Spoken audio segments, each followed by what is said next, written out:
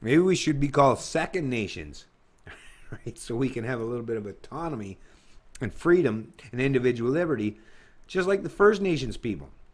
That's the thing, actually, it's not against the First Nations people. I realize that, of course, they should have autonomous ability to dictate and control how they function and live in their communities, right? There should be, I have no pretense or promotion of central planning entities or forced subjugation and that whole concept of statism. But here, this is in reference to CBC News under the Indigenous section. And once again, they have to have a platform, because these are the people they kind of cater to, because they have this really fucked up, I mean, think about the relationship with government and First Nations. I mean, it's so beyond messed up. Like I say, it's so destructive for both groups. Whether you're a First Nations person or you're, outside or part of the rest of Canada, where the fuck does all this benefit anyway? I don't see how any of this current arrangement or all these stupid fucking government First Nations, and I don't see how central planners dealing with each other helps any of the people in either communities or countries, right? And I think most people are starting to recognize this, except a lot of people in this First Nations community seem to still want to claim, or they're pissed off about how their political masters outside their own particular band councils or tribes, like the Canadian federal government, they know how fucking oppressive but they still want to keep having a relationship. That's like, well, when you have like a really, really, really over authoritarian father that beats the living shit out of you. Well, you're 18. Once you turn 18 and it's legal for you to leave home, yeah, it's probably a good idea to say, fuck you, I don't want a relationship with you anymore. Like I say, it keeps telling me that they want their cake and eat it too, apparently. They don't want to fucking stand up and do the right thing, because on one hand they say we want our independence, but on the other hand they say, but we want federal monies, right? There's the hypocrisy, and that's where your problem lies and arises. But listen to this. It's opinion piece. Steve Bombspell or whatever. Canada's 150-year celebration doesn't fly here. Steve Bonspiel reflects on why many First Nations people won't celebrate Canada's sesquicentennial birthday. So I guess for 150 years, that's what you call a sesquicentennial. Canada's 150-year celebration doesn't fly here.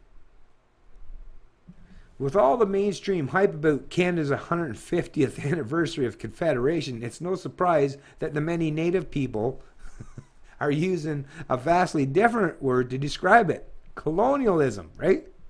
Think about that. Your opinion is completely derived from your where you stand, right? If you're the oppressor or the oppressed, obviously your opinion on colonialism isn't going to be completely different. Or even this, well, even with the colonialism, like I say, that's a conversation that needs to take place, but it's a long, drawn-out conversation that can't be covered in a 5, 10, 15, even 20-minute video, sorry. But anyways, back to the commentary here.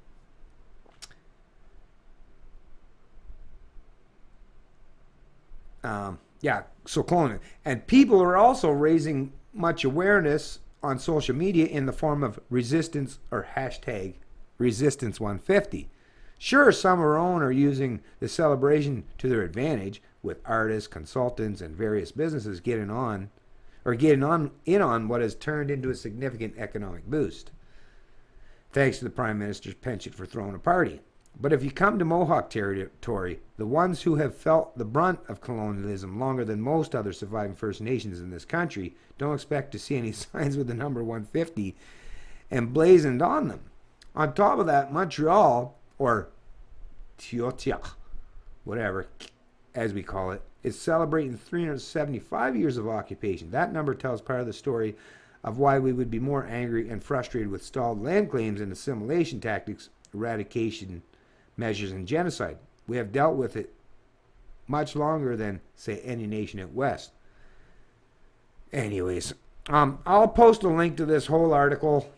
I'm not going to read into it, because really what it really comes down to is the First Nations people, because they claim that the colonialists or the colonists from old world Europe that came here. They claimed that they all stole their land, but I mean, that's fucking, first of all, that claim is fucking absolute bullshit. I used to believe it when I was younger because, like I said, I was indoctrinated with that bullshit narrative when I was a kid, and I fell in line with it, just like I believe in Santa Claus and the Easter Bunny. But as an adult, I realized, wait a minute, nobody fucking can lay claim to the entire continent of North America, or what this landmass that's currently called Canada. Nobody, no First Nation, and that's another thing.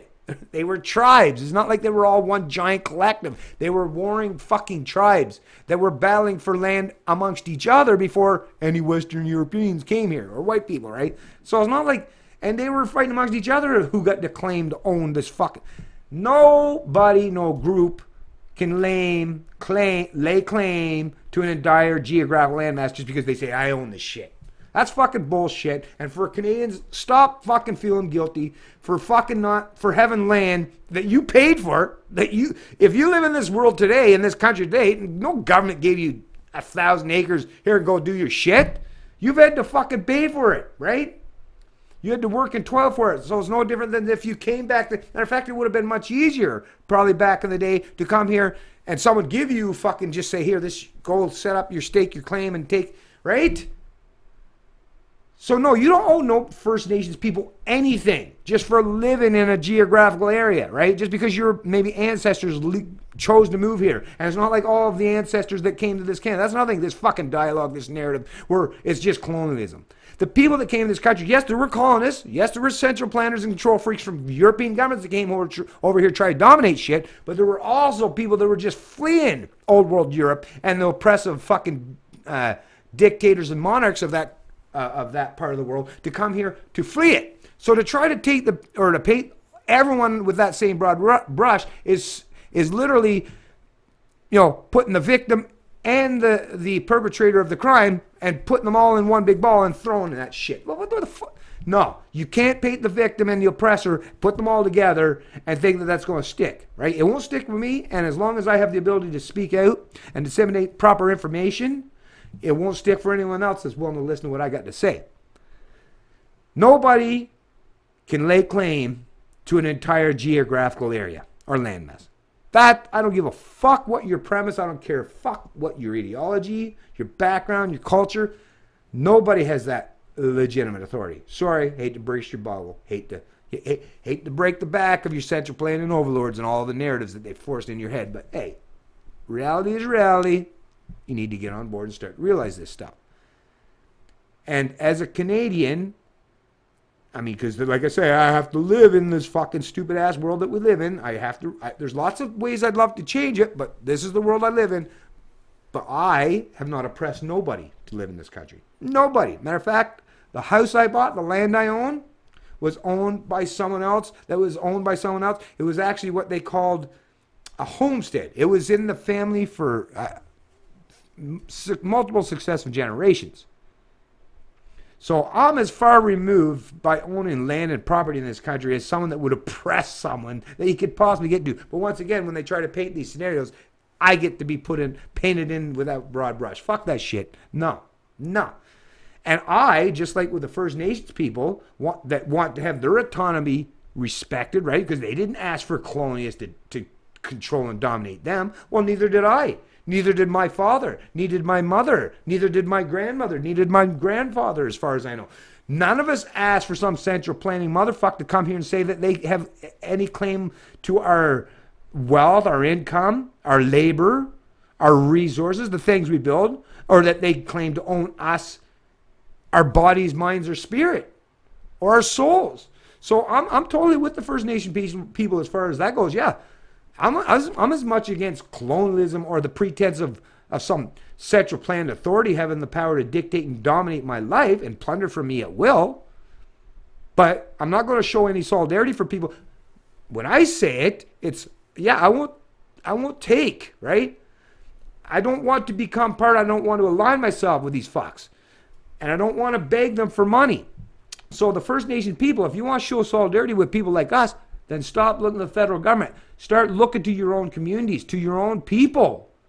to help it so that you don't have to rely on central planted fucks. If you want true autonomy, if you want true freedom, if you want true liberty, stop looking to federal governments to prop you up, to be your means to an end.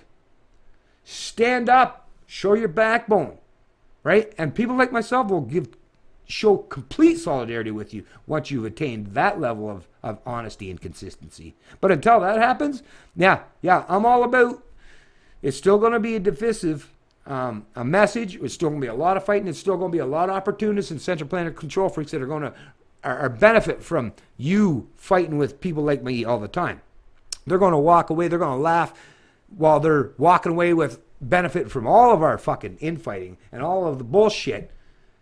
But yeah, lots of white Canadians, brown Canadians, black Canadians, and every other, red Canadians, yellow Canadians, lots of us want to have our own personal autonomy, free from oppression from a ruling class, from central planners and control freaks that want to dictate and plunder our lives. We all want that.